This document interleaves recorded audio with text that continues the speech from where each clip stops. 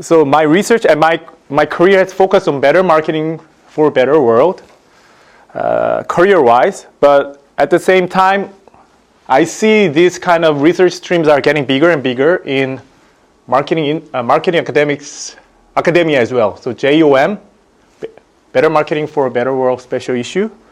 A lot of times these days we study about climate crisis or political, maybe polarization even in marketing discipline. So this is quite interesting for me.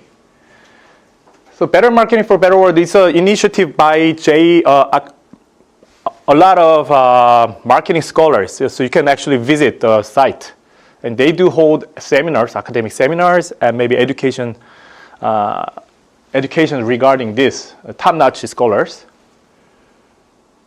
So what I'm doing is maybe similar to this. Suchi Huang, professor of Stanford, behavior science, she collaborated with UNICEF, right? 2 years of working in the Panama government and tried to change the behaviors of the children. And she published the paper. Yeah, so and also United Nations Behavior Science Week. So a lot of PhD and marketing scholars, behavior science scholars, present their researches and collaborate with UN agencies in developing countries. So that's what I did. And also I want to emphasize that maybe there are some behavior students. So your career is not just in academics, but also international organizations and government are calling behavior scientists to join to raise the effectiveness and efficiency of the policy applying behavior science. And also, consumer behavior researchers, they formed a movement called transformative TCR, transformative consumer research. So it does seek to encourage and support consumer welfare mainly using behavior science. So again, there you can visit the website as well, TCR. So AMA and ACR, the associations form groups to study this transformative consumer research on climate crisis and so on. And I have worked in JAIL, the marketing agency. So after graduation, I never thought about pursuing my research again. So I worked in JAIL. So in here, what I did was to change people's behavior for a positive way. For example, recycling behavior, or maybe preventing crimes. So all using behavioral science. Because based on scientific evidence, policy can improve and people's lives can be changed. So we all need a behavioral scientific evidence. And after then, I moved to government, working on the Bangladesh and also other African countries to change people's behavior again.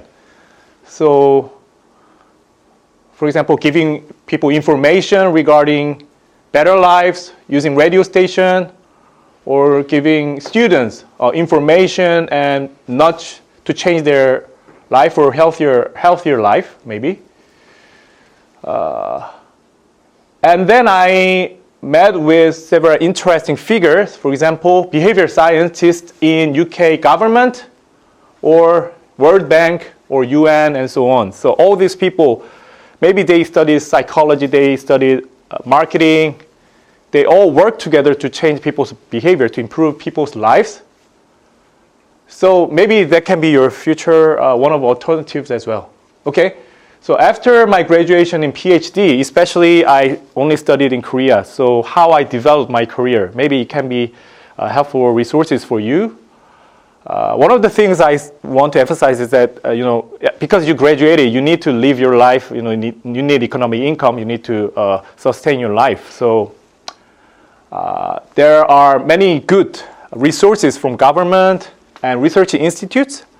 So as a student, maybe I know that several students already got grants from the government and so on. So I just want to introduce.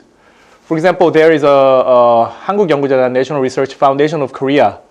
Recently, they launched a PhD grant for students. So you can get additional grants from the government.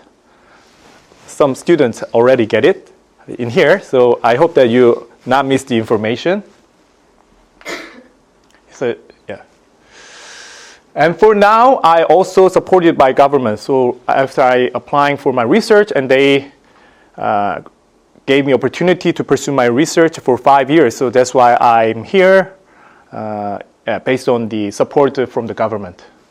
So after graduation PhD, you can also, before you probably getting a tenured position, it's really challenging, it's really hard. So before then, already there are maybe other resources that give you more grace period to prepare.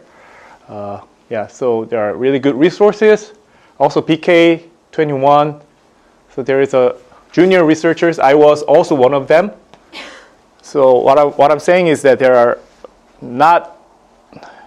there is also opportunity for you guys to continue your research after your graduation, after graduating maybe Korea University and so on.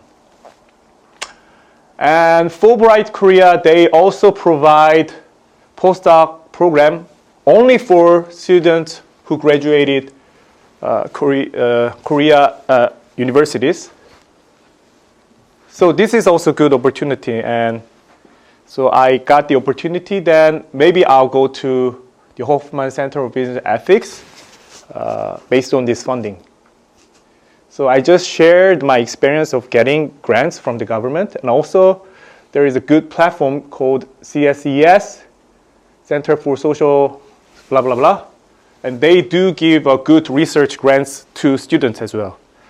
So there are a bunch of resources. Okay, so please use this this. You can make a network. You can get financial resources and so on. It's a good thing.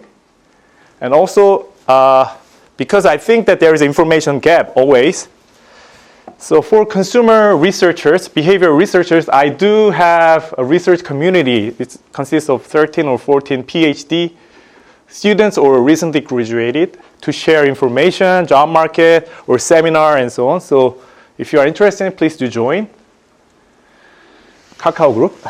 Okay. So as a researcher after graduation, I'm currently developing 3 major research streams. So today I'm going to present about collective action, 1 published paper and 1 under review paper. And the other thing, also very interested as a practitioner and also scholar. So first research stream on collective action is about this process. So making healthier society is very, very challenging because even though you do your best effort, that doesn't guarantee collectively we recycled enough because other people might not participate. And then also collective outcome, healthier society is too huge, too ambitious or vague or abstract. So compared to your individual motivation, individual goal, it's always challenging as a social dilemma or social problem. So I'm mostly dealing with this psychological process in collective action research. So under this research stream, I do have this multiple projects. First one published in JBR. Second one is under review. Third one is also under review. And other researches are presented or writing stage. Yeah. And the second research is on corporate hypocrisy. So while a lot of companies do ESG, CSR, or sustainable marketing, they also are criticized doing irresponsible behavior. So unfortunately, we do see corporate hypocrisy a lot of times, so I'm dealing with this. So I recently published 2 papers. One is in writing stage, and the other one published or writing stage. And the third research stream is marketing ethics. So you might have a very same situation. You do have a lot of tumblers, right? You purchase a lot of, that's actually more detrimental to the environment rather than using just disposable cups because, unless you use it more than 50 times, then it has more detrimental effect. So I'm dealing with the assumption that marketing is always arguing that making customer purchase something, right? Is it really viable or desirable for our future? maybe not. So I'm asking some fundamental questions regarding whether even our efforts on sustainability is on the right track or not. So that's why I'm learning ethic aspects. Under this research stream, I do have one writing stage paper. Yeah, it's really challenging, but interesting. Yeah, and after I participated in international academic conferences, based on these research streams, I do have conversation with them, and sometimes I work with them. I make a academic network with them, and I collaborate on the project, concrete project. So second one is with the international scholars from Europe, from US, and so on.